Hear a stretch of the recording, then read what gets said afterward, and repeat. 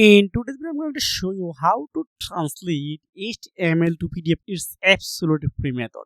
So first, I going on Google, then here type HTML to PDF. So here is lots of website provide you the service, but I choose Cloud Convert because this is drag and drop and easy.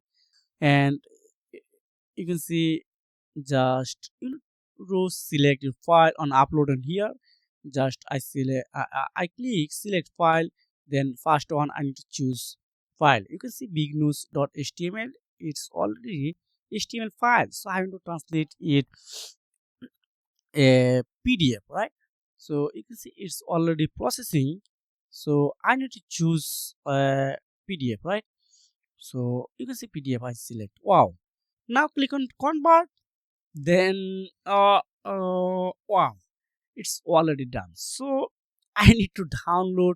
I need to click on download. That's it, my file are ready as a PDF file. You can see this is a PDF file.